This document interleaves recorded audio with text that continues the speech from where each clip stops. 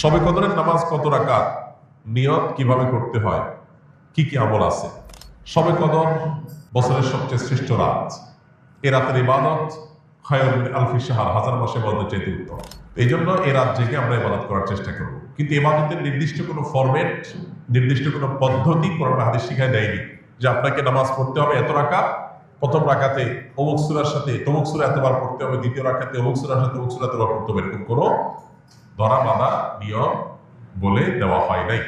অতএব শবে কদরের নামাজ বলতে আলাদা কোনো ফরম্যাটের নামাজ নাই। আপনি দুই রাকাত করে নামাজ পড়বেন, ধীরে ধীরে সুন্দর করে যে কোনো সূরা দিয়ে পড়তে পারেন, যে কোনো সূরা যে কোনো সংখ্যকবার পড়তে পারেন, নির্দিষ্ট কোনো ফরম্যাট ঠিক করা নেই। শবে কদর উপলক্ষে একটা জিনিস শুধুমাত্র হাদিসে শেখানো আছে, এটা একটা দোয়া, আল্লাহুম্মা ইন্নাকা আফুউন তুহিব্বুল আফওয়া ফাআফু আন্নি। আল্লাহ আপনি ক্ষমাশীল, ক্ষমাকে পছন্দ করেন, আমাকে ক্ষমা করে দিন। এর বাইরে শবে কদরের নামাজ বলতে আলাদা নিয়মের কোনো নামাজ নাই। নামাজের বাইরে আপনি কোরআন তেলাওয়াত করবেন, দোয়া করবেন, জিকির আজকার করবেন, তাজবিহ তেলাওয়াত করবেন, বিভিন্ন নেকামল করবেন, দিনী বই পুস্তক পড়বেন, বিভিন্নভাবে আপনি রাতটাকে কাটাবার চেষ্টা করবেন। শবে কদরে কি আসলে ভাগ্য পরিবর্তন হয়? ভাগ্য পরিবর্তন করতে কি কি আমল করা দরকার? ভাইরা আমার, লাইলাতুল কদরে মানুষের ভাগ্য লিপিবদ্ধ হয়। ভাগ্য লিপিবদ্ধ হওয়ার 4-5টা স্তর আছে, 4-5টা লেভেল আছে। বিভিন্ন লেভেলে লেভেলে মানুষের ভাগ্য নির্ধারণ হয়। মানুষের সৃষ্টির হাজার বছর আগে, 50,000 বছর আগে আল্লাহ তাআলা মানুষের তাকদীর লিখেছেন।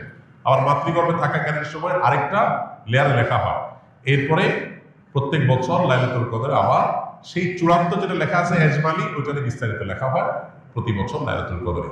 কোরআন কারীমে সূরা দুখানে আল্লাহ বলেছেন, ইন্না আনজালনাহু ফী লাইলাতিন মুবারাকাহ ইন্না কুন্না মুনজিরিন ফীহা ইউফরাকু কুল্লু আমরিন হাকীম। আল্লাহ বলেছেন, আমি এই কোরআনকে নাজিল করেছি বরকতময় রাতে। কোরআন কোন রাতে নাজিল হয়েছে?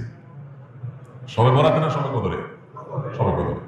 সেই রাতে আল্লাহ বলছেন ফীহা, অর্থাৎ সেই বরকতময় রাতেই ইউফরাকু কুল্লু আমরিন হাকীম, সব গুরুত্বপূর্ণ বিষয়গুলোকে আল্লাহ তাআলা ধার্য করেন। এখান থেকে বোঝা যায় লাইলাতুল কদরে সব মানুষের ভাগ্য নির্ধারণ। এখন কত ভাগ্যের জন্য ভালো নির্ধারণ করার জন্য কি করার আছে? সবচেয়ে বড় করা হলো ঈমান এবং তাকওয়া অবলম্বন করা। আল্লাহ বলেছেন যে ওয়ালাউ আন্না আহলাল কুরআ আমানু ওয়াত্তাকাউ লাফাতাহনা আলাইহিম বারাকাতিন মিনাস সামা। কোন জনপদের মানুষ ঈমান আর তাকওয়া আনলে আল্লাহ তাআলা বলেছেন আসমান থেকে বরকতের সব দুয়ারগুলো উন্মোচন করে দিবেন। আপনার ভাগ্যে ভালো কিছু লেখা হোক চাইলে আপনাকে ঈমান আমলের চর্চায় এগিয়ে যেতে হবে। আমাদের দেশে মানুষ সর্বরাতে মসজিদে ভিড় করে, সারা বছর নামাজ কালাম খোঁজ খবর নেই, সর্বরাতে মসজিদে এসে ভিড় করছে। কেন? ভাগ্যে যেন ভালো কিছু লেখা হয়। একজন চেয়ারম্যান সরকারের কাছ থেকে রিলিফ পাইছে বা জনগণকে বন্টন করার জন্য জিনিসপত্র পাইছে। তো চেয়ারম্যান সাহেবের পাতি যে সমস্ত নেতা আছে বা চেলা চামচা আছে, সহযোগী আছে, এরা ভাগ নিতে আসছে। এক চামচা নির্বাচনের আগেও ছিল না, পরেও ছিল না, ভোটের সময় ছিল না, পরেও ছিল না, কোনো কিছুতে নাই। এখন যখন সরকারি চাইনা এসে হাজির হয়ে গেছে, গমা এসে হাজির হয়ে গেছে, সে এসে ভাগ নিতে হাজির হয়ে গেছে। কি বলেন, এ পাবে ভাগে? আর যে সবসময় ছিল, ও যদি এই দিন হাজির নাও হইতে পারে, তারপর চেয়ারম্যান সাহেব তার জন্য ঠিকই রেখে দিবে যে তুমি এগুলো বন্টন করো তোমার এলাকায়। একইভাবে আল্লাহ রাব্বুল আলামিনের আনুগত্য যদি আমরা সবসময় করি, ইনশাআল্লাহ আল্লাহ আমাদের নসিবে ভালো কিছু দিবেন। এক রাতের ইবাদত করে সব নিজের পক্ষে নিয়ে নিব, সারা বছর আকাম পূরণ করবো, এটা সঠিক পদ্ধতি না। দ্বিতীয়ত হলো লা ইয়ারুদ্দু তাকদীর ইল্লা দুআ। দোয়া এমন একটা হাতিয়ার যে আল্লাহ তাআলা তাকদীরের দুইটা পার্ট আছে, একটা গায়রে মুবরাম, একটা মুবরাম, একটা চূড়ান্ত, একটা অচূড়ান্ত। অচূড়ান্ত তো আমাদের দৃষ্টিতে, আল্লাহর দৃষ্টিতে সেটাও চূড়ান্ত। আল্লাহ জানেন যে আমরা সেটাকেও দোয়া করে পরিবর্তন করে নিব। তো দোয়ার মাধ্যমে ওই তাকদীর পর্যন্ত আল্লাহ পরিবর্তন করেন। এই জন্য বিশেষত দোয়া করতে হবে, লাইলাতুল কদর হোক অন্য সময়, ইনশাআল্লাহ আল্লাহ তাআলা ভাগ্যে ভালো কিছু দান করবেন। শবে কদরে নাকি সকল গুনাহ মাফ করা হয়, তাহলে বান্দার হক যারা খেয়েছে এবং শিরকের গুনাহ, এগুলো কিভাবে মাফ হবে? আল্লাহ তো বলেছেন হাসরের ময়দানে সবকিছু হিসাব দিতে হবে। শবে কদরে সব গুনাহ মাফ হবে, কিন্তু বান্দার হক তো মাফ হবে না ভাই। বান্দার হক বান্দার কাছ থেকে আদায় করে মাফ চেয়ে নিতে হবে, মাফ পেয়ে নিতে হবে, তা না হলে মাফ হবে না। আমরা অনেকে মোছে তাও দিয়ে বসে আছি যে শবে কদর সব মাফ করে দিবি, তাইলে চুরি দাঁড়ি ডাকাতি 2 নম্বরে যা কিছু করলাম, এক শবে কদরে ইবাদত করলেই তো সব মাফ। দেখুন, ইসলামের সাথে অন্য সব ধর্মের এখানে একটা মৌলিক পার্থক্য।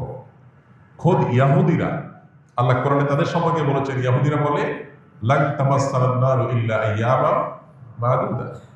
তারা বলে আমাদেরকে আগুনে জাহান্নামে কয়েকদিন থাকা লাগবে, এরপর আমরা জান্নাতে থাকবো।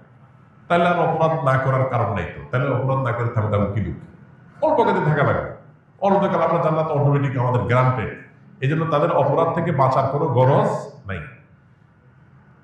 খ্রিস্টানরা মনে করে ঈসা আলাইহিস সালাম তিনি শুলে চড়ে, যদিও তিনি শুলে চড়েন নাই কোরআনের বর্ণনা অনুযায়ী, তিনি আত্মাহুতি দিয়ে আত্মত্যাগ করে আমাদের সমস্ত পাপের দায় তিনি নিয়ে নিছেন।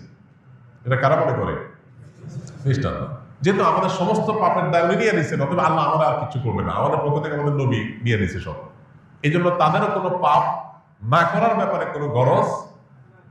ইসলাম এমন এক দিন, যে দিন বারবার করে কোরআনের পাতায় পাতায় বলেছে ওয়া আল্লাহ তাজিরু ওয়াজিরাতুন বিজরা উখরা, কারোর পাপের বোঝা আর কেউ বহন করতে পারবে না, কোনো অপশন নাই। তুমি পাপ করছো, তোমাকে পেতে হবে। এই জন্য একজন ইমানদার পাপ করলে সেটা প্রায়শ্চিত্ত করতে হবে। আপনি পাপ করবেন, অন্যের হক নষ্ট করবেন, আর সবকদরে আপনাদের মাফ করে দিবে। জি না, সবকদরে আপনার ছোটখাটো গুনাহগুলো মাফ করে দিবে, কিন্তু আল্লাহর কাছ থেকে বান্দার হক নিয়ে মাফ পাইতে হলে তারটা তাকে ফেরত দিতে হবে, তার কাছে মাফ চেয়ে দিতে হবে, তারপর আল্লাহ তাআলা মাফ করবেন। অতএব এ বিষয়ে যেন আমাদের ঘাটতি না থাকে। আল্লাহ তাআলার ৯৯ নাম মুখস্থ করার ফজিলত কি? আল্লাহ রাব্বুল আলামিনের ৯৯ নাম এ সম্পর্কে হাদিসে আসছে, নবী সাল্লাল্লাহু আলাইহি ওয়াসাল্লাম বলেছেন ইন্না লিল্লাহি তিসআওয়া তিসঈনা ইসমা, যে আল্লাহ তাআলার ৯৯টি নাম আছে, যে ব্যক্তি এগুলোকে হেফাজত করবে, সংরক্ষণ করবে, মুখস্থ করবে, এই ব্যক্তি জান্নাতে প্রবেশ করবে। এখানে মুখস্থ করা বলতে নামগুলো মুখস্থ করা, সেগুলোর অর্থ বোঝা, সেগুলোর প্রতি বিশ্বাস করা। আল্লাহ তাআলার গুণবাচক নাম আলীম, আল্লাহ সবকিছু জানেন, অতএব এটা আমি বিশ্বাস করবো যে আল্লাহর কাছে অজানা কিছু নেই।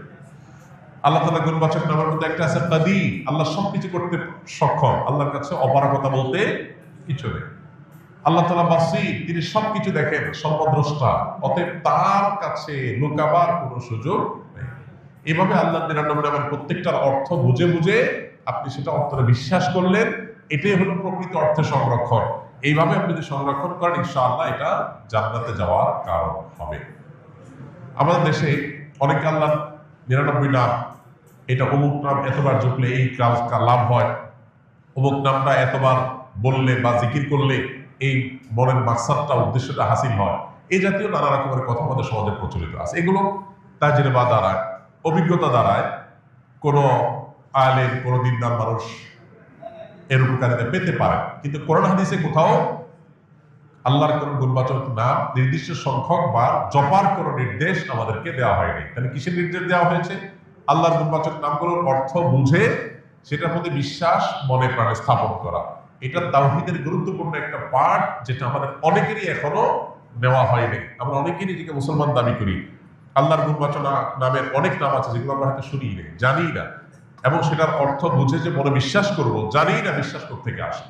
তো এই জন্য আল্লাহর গুণবাচক নামগুলো আমাদের জানা দরকার, বোঝা দরকার, বিশ্বাস করা দরকার।